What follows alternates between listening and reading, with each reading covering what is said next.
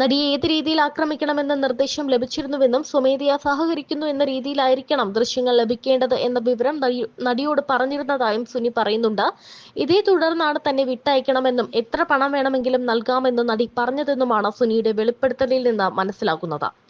പരോളിലിരിക്കെയാണ് നടിയെ ആക്രമിച്ച കേസിലെ ഒന്നാം പ്രതി കൂടിയായ പൾസർ സുനി വെളിപ്പെടുത്തൽ നടത്തുന്നത്. കേസിലെ 8ാം പ്രതിയാണ് നടൻ ദിലീപ്. 2024 സെപ്റ്റംബറിൽ നടിയെ ആക്രമിച്ച കേസിൽ പൾസർ സുനിക്ക് കർശന ഉപാധികളോടെ ജാമ്യം ലഭിച്ചിരുന്നു.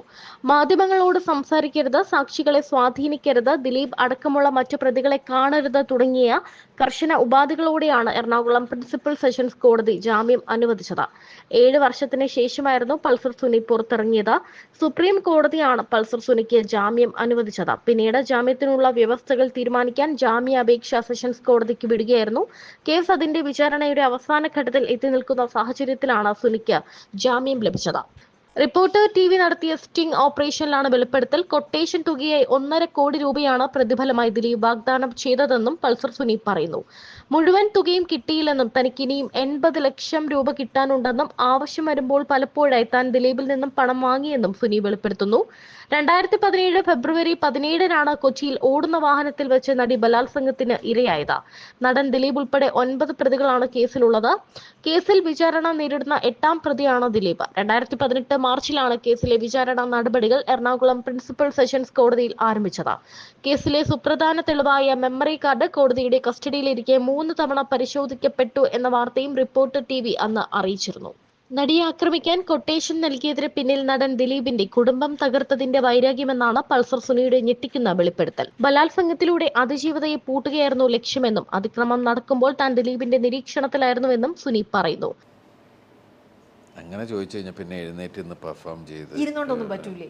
ഇരുന്നോണ്ട് പാവി പോയി എനിക്ക് ഇന്നസെന്റ് ബഹുമാനം ഉള്ളതുകൊണ്ട് ഇരുന്നോണ്ടും ചെയ്യും. പാവി പോയി കാണണം എന്നുള്ളത് മാത്രം ഇന്നസെന്റ് ശബ്ദത്തിൽ പറഞ്ഞാൽ മതി.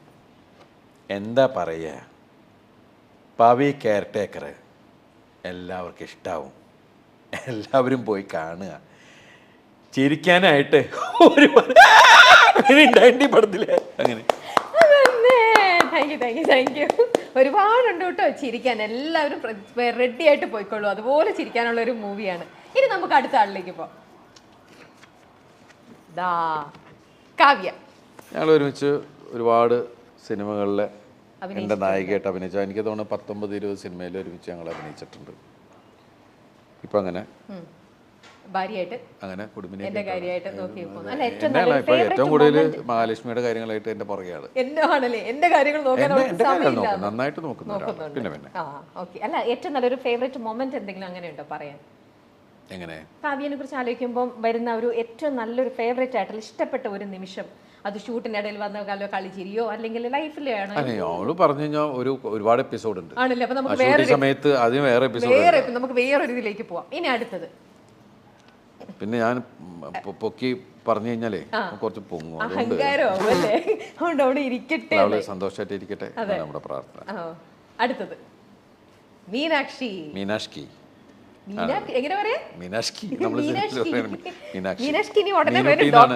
അച്ഛനെ നോക്കാൻ അച്ഛന്റെ അതെ, അവള് ഇപ്പം മെഡിസിൻ ഒക്കെ പഠിച്ച് ഹൗസ് സർജൻസി ഒക്കെ കഴിഞ്ഞിരിക്കുകയാണ്.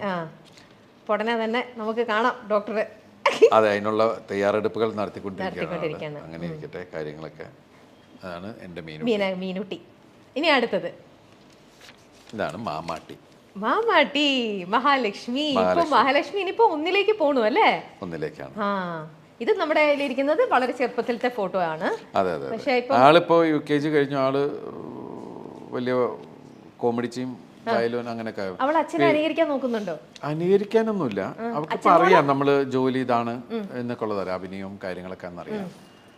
അപ്പൊ അതില് ഇപ്പൊ ഈ സിനിമ അവരൊക്കെ കാണും. ഈ സിനിമ മദ്രാസിലെ അവളും കാവ്യയും ചെറുതും പിന്നെ കുറെ ഫാമിലി ഫ്രണ്ട്സ് ഒക്കെ ഒരുമിച്ചിട്ടാണ് പോയത്. അപ്പോൾ സിനിമ കണ്ടുകൊണ്ടിരിക്കുന്ന സമയത്ത് അതില് ഈ പവിത്രൻ വന്നിട്ട് അയാളുടെ ഒരു ജീവിതം ഒരു ദിവസം തുടങ്ങുന്നത്, അയാൾ വന്ന ഉടനെ ഷർട്ടൊക്കെ അഴിച്ച് മാറ്റുന്നുണ്ട്. ഷർട്ടഴിച്ച് മാറ്റി പാൻ്റൊക്കെ അഴിച്ച് മുണ്ടുടുക്കുന്ന സീനുണ്ട്. അപ്പൊ ആ സീനില് പെട്ടെന്ന് ഇവള് പറയണ ഈ ഞാൻ ഷർട്ടൊക്കെ അഴിച്ച് തൂക്കുകയാണ്. അപ്പോഴേക്കും അമ്മ അച്ഛൻ എന്തേ കാണിക്കണത്, എല്ലാവരും കാണുകയല്ലേ വെച്ചിട്ട് അയ്യോടാ. അങ്ങനെയൊക്കെയുള്ള സംഭവം. പിന്നെ അതിനകത്ത് ഞാൻ ദിലീപനെ കാണുമ്പോ പിന്നെ നിങ്ങൾ കണ്ടില്ലല്ലോ ഇപ്പൊ അതിൻ്റെ അടുത്ത് എന്നെ വിളിച്ചു പറഞ്ഞു, അച്ഛനെ എന്താ കാണിക്കണേ, അച്ഛനെ നാണുമില്ല അച്ഛാ ഇങ്ങനെ ആൾക്കാർ മുമ്പിൽ ഷർട്ട് കഴിക്കാൻ എന്നൊക്കെ പറഞ്ഞിട്ട് അങ്ങനെയൊക്കെയുള്ള. ദിലീപന്റെ വേറെ മൂവീസ് ഒക്കെ മോള് കാണാറുണ്ടാവില്ല? എല്ലാ മറ്റേ മായാമോഹിനിയൊക്കെ കണ്ടപ്പോൾ ഇതുപോലെ ഇത് കണ്ടിട്ട് നമുക്ക് ചിരി വന്നിട്ട് അച്ഛൻ എന്തൊക്കെയാ കാണിക്കണേ. അതേപോലെ വീട്ടിലും ഇതുപോലെ ഇത്ര അധികം തമാശകളും ഒക്കെ അങ്ങനെ ഒരാള് തന്നെയല്ലേ? ഞാൻ കുട്ടികളോട് അവരെക്കാൾ കുട്ടിയാവണ സ്വഭാവമാണ് എനിക്ക്. അത് കാവ്യ ഒരുപാട് വീഡിയോ ഒക്കെ എടുത്തു വെച്ചിട്ടുണ്ട് അതിന്റെ. ഞാൻ ഇടയ്ക്ക് കാണുമ്പോ ഇത് പുറത്തേക്ക് വരില്ലട്ടെ ദൈവത്തോർത്ത്. കാരണം അതൊക്കെ ട്രെൻഡിങ് ഇതിലേക്ക് പോകും, ഭയങ്കര വൈറലാവും. പിള്ളേരുടെ കൂടെ കളിക്കുന്ന കാര്യങ്ങളൊക്കെ വന്നു കഴിഞ്ഞാൽ എന്ത് നല്ല ബ്യൂട്ടിഫുൾ മൊമെന്റ്സ് ആണ് അതൊക്കെ. കാവ്യയുടെ കണ്ടിരുന്നെങ്കിൽ അതൊക്കെ ഒന്ന് കാണാമായിരുന്നു. അങ്ങനെ നമ്മുടെ ജനപ്രിയ നായകൻ നമ്മുടെ ദിലീപേട്ടൻ വീണ്ടും ഇങ്ങനെ ഭയങ്കര എന്താ പറയാ നമ്മളെ ചിരിപ്പിച്ചും നമ്മളെ കരയിപ്പിച്ചും വിഷമിപ്പിക്കുന്നുണ്ട് കേട്ടോ. ഈ സിനിമയിൽ നമ്മളെ കുറേയൊക്കെ ഈ മനുഷ്യൻ നമ്മളെ വിഷമിപ്പിച്ചും വയ്ക്കുന്നുണ്ട്. പക്ഷെ നല്ല ഒരു നമുക്ക് കുടുംബമായിട്ട് പോയി കാണാൻ പറ്റുന്ന ഒരു ബ്യൂട്ടിഫുൾ മൂവി തന്നെയാണ് നമ്മുടെ ദിലീപേട്ടൻ. എന്താ നമുക്ക് തിരിച്ചെത്തിന്നോ പോയിന്നോ അങ്ങനെ ഒന്നും പറയാൻ പറ്റില്ല. ദിലീപേട്ടൻ ഇവിടെ തന്നെയുണ്ട്. ചില സിനിമകൾ നന്നായിട്ട് വരും, ചില സിനിമകൾ അത് എല്ലാവരുടെയും ലൈഫിൽ നടക്കുന്ന ഒരു കാര്യമാണ്.